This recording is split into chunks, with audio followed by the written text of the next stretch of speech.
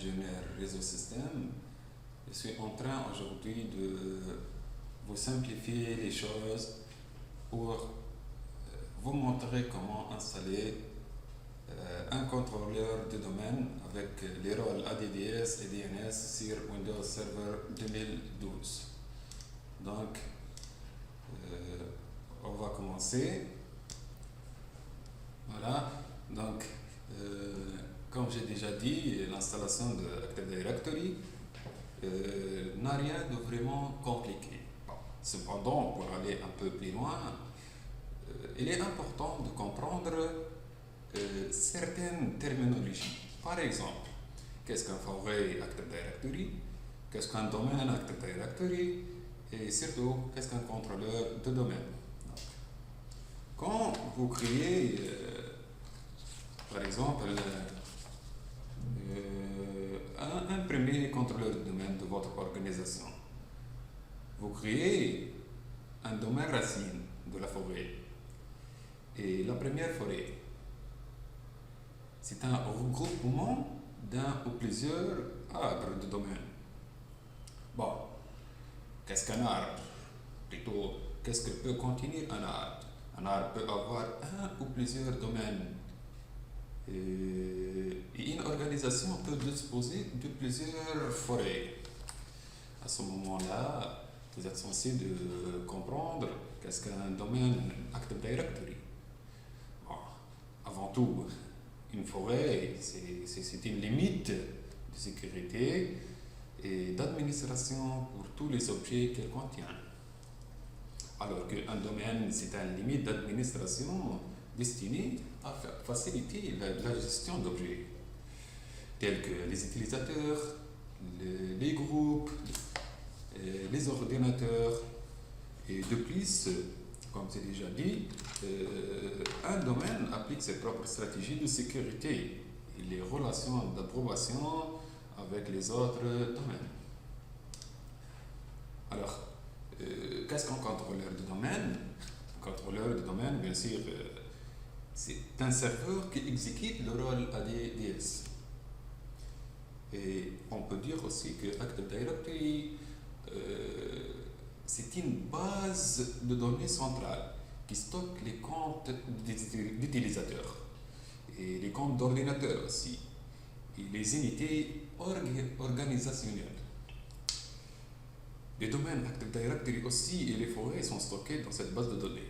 Et la gestion des utilisateurs et des ordinateurs ou en cas d'application de politique se font depuis l'Active Directory du serveur.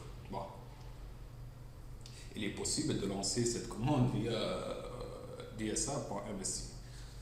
Avant de commencer le tutoriel, il est préalable de connaître les prérequis nécessaires pour l'installation d'un contrôleur de domaine.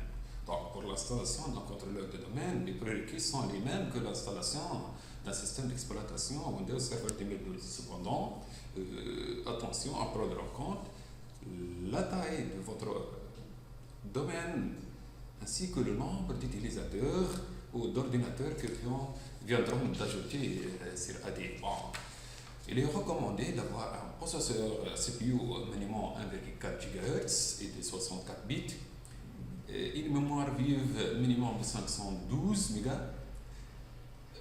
Il faut avoir bien sûr 32 Go d'espace disque et bien sûr vous avez accès à Internet sans doute. Allez, on va commencer.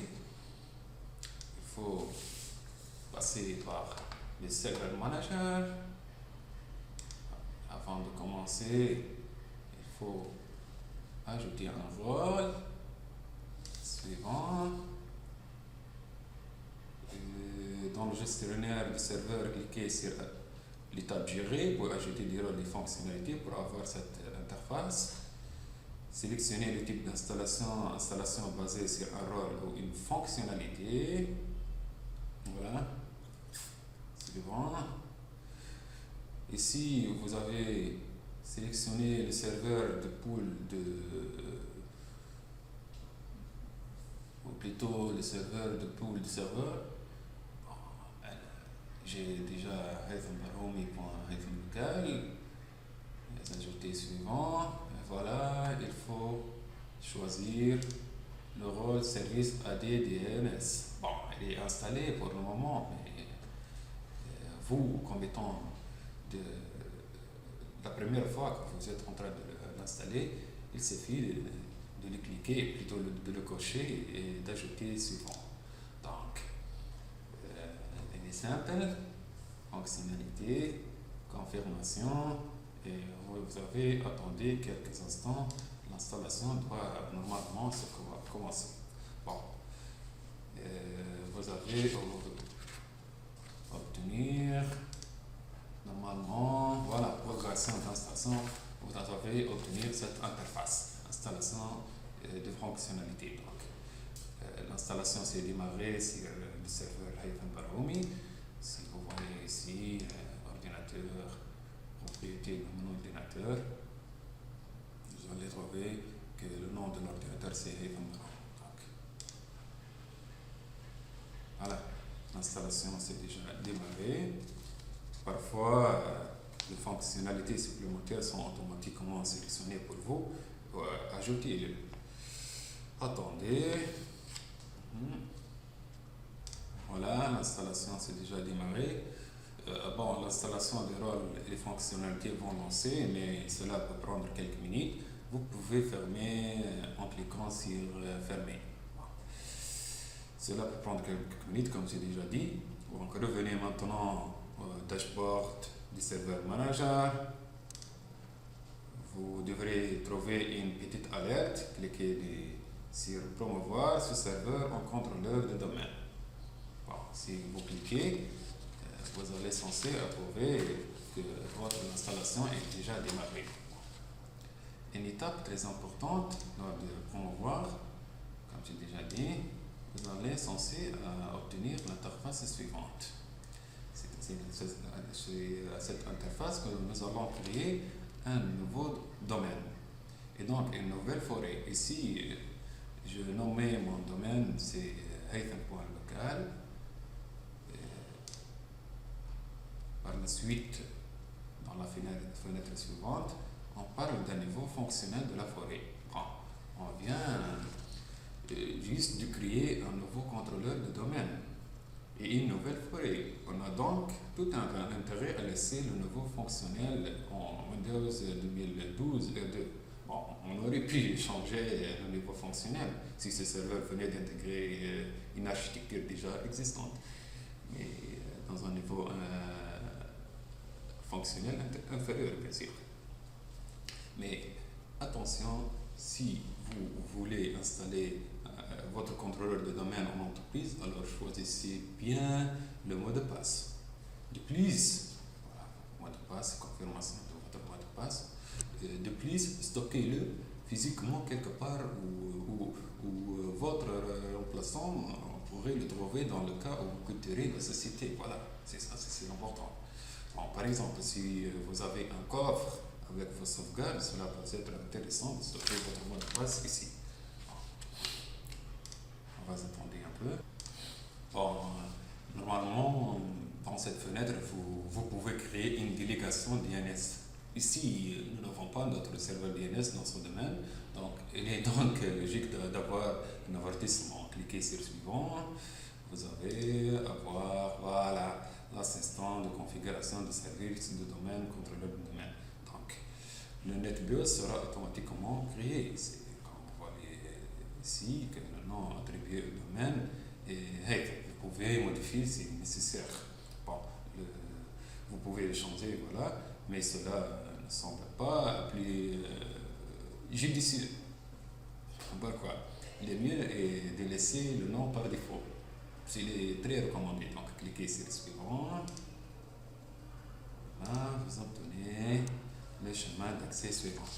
Donc, essayez d'être attentif un peu ici. Vous avez le dossier de la base de données, le dossier des fichiers journaux et Active Directory, c'est un regroupement de bases de données, comme j'ai déjà dit, et les fichiers journaux. Si vous souhaitez, vous pouvez ici changer le chemin de la base de données, mais il est recommandé de laisser le chemin par défaut. Donc, de log ou encore de sysvol, vous pouvez les changer, mais vous pouvez par exemple changer le placement pour éviter que ces fichiers soient sur le disque système. Donc, cliquez sur suivant. Bon, on va parler avant de lancer l'installation. Vous pouvez encore jeter un œil sur les paramètres sélectionnés. Bon, voilà, il est également possible d'afficher le script, PowerShell, par exemple, l'enregistrer et l'utiliser sur une prochaine installation. C'est tout à fait normal, ça va vous permettre de gagner beaucoup de temps. Si tout est OK, alors cliquez sur le suivant. Voilà, vous aurez que toutes les vérifications de configuration requises ont donné satisfaction. Donc, cliquez sur installer pour commencer l'installation. Et voilà, vous avez quelques avertissements et tout à fait normal. Cliquez sur installer et l'installation du contrôleur de domaine est déjà maintenue. Voilà, création en cours. C'est un égale la configuration. Domaine contrôle select, local 0, voilà. Enfin, vous avez une récapitulation de votre contrôleur de domaine. Le nom de l'ordinateur c'est Haytham Baroumi, le domaine c'est Haytham.local, c'est déjà créé. Et vous avez obtenu ici l'adresse du serveur lançant ce contrôleur de domaine.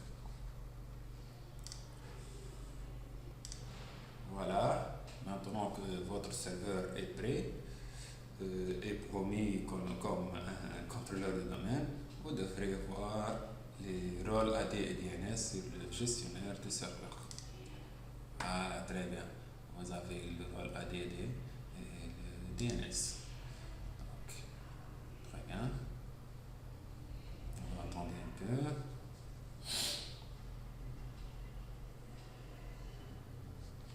Voilà, très bien. Voilà. Maintenant, une étape très importante, si on peut ajouter des utilisateurs pour s'authentifier. Il est très simple, il suffit de cliquer sur le menu démarrer.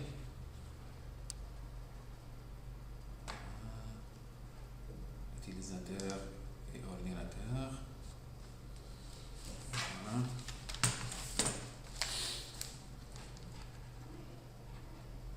Voilà, notre domaine c'est Haytham.local.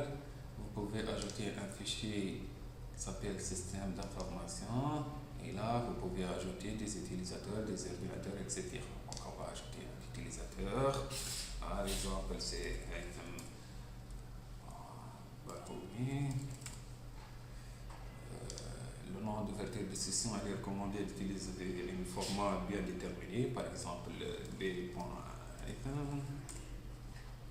Suivant, mot de passe.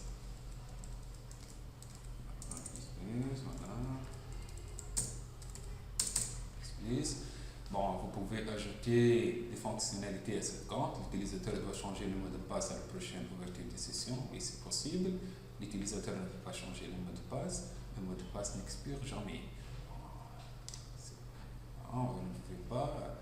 Si le nom n'expire jamais, l'utilisateur peut changer le mot de passe. Voilà. On dit on ne peut pas créer de nouvel utilisateur car le nom existe déjà. C'est tout à fait normal parce que Baroumi c'est déjà existe. Donc, un nouveau utilisateur.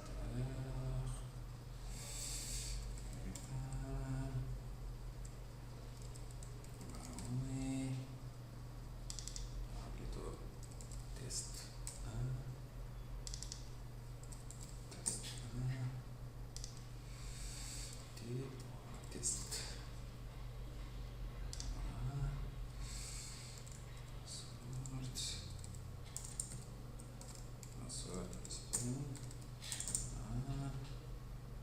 Voilà, laissez cette case cochée. Voilà, voilà.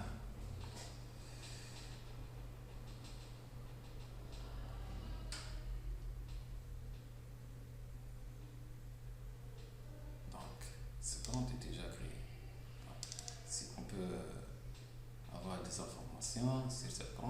suffit de cliquer sur double-clic sur l'utilisateur, plutôt sur le nouveau utilisateur. Ouais, c'est simple. Voilà. Le compte c'est item t.test. Donc, maintenant on va essayer d'ouvrir une session avec t.test. User connection, 238.13.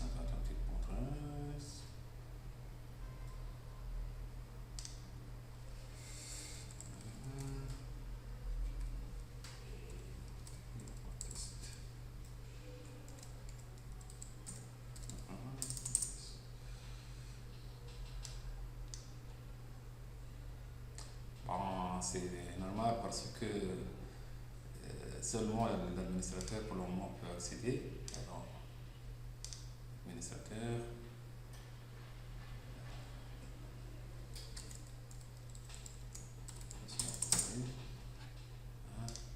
Une session.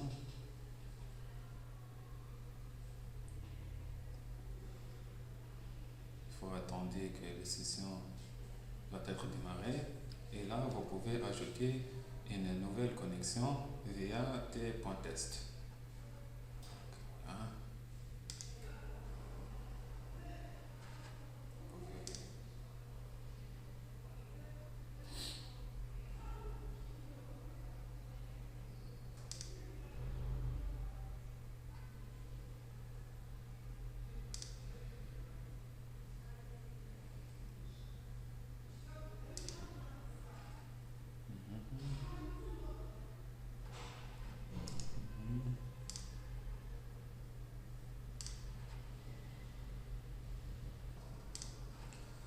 Voilà, juste, il faut donner l'autorisation à le nouveau utilisateur pour accéder. Test, check, test 1, voilà, t.test. Voilà, ok, ok, ok.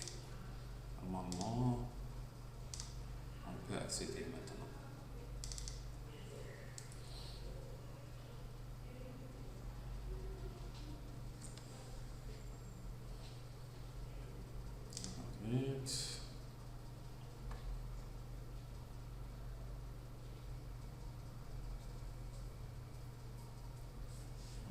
Changer d'utilisateur, c'est t.test, normalement, mot de passe.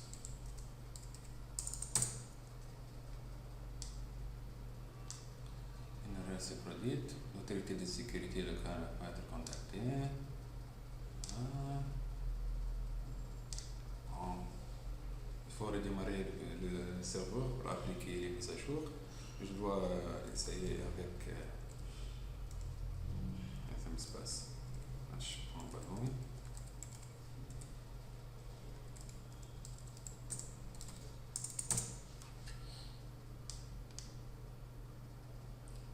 D'accord. Ah, voilà, j'ai déjà trouvé la solution. Bon, le problème c'est que le mot de passe est déjà expiré, donc il suffit de changer les propriétés et de cocher que le mot de passe n'expire jamais.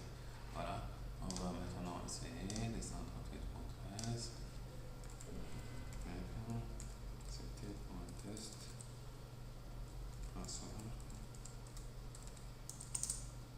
Très bien. Bon, vous pouvez maintenant accéder à n'importe quel site. Bon, the task you are trying to do can't be completed because the remote desktop service is currently busy. Please try again if you want. Although it should still to be. Ah, voilà, c'est le problème de licence. Parce qu'on ne peut pas accéder plus qu'à 3 utilisateurs normalement à chaque fois. Bon, voilà, merci beaucoup pour votre attention. Je reste toujours à votre disposition pour répondre à tout genre de questions. Merci et au revoir.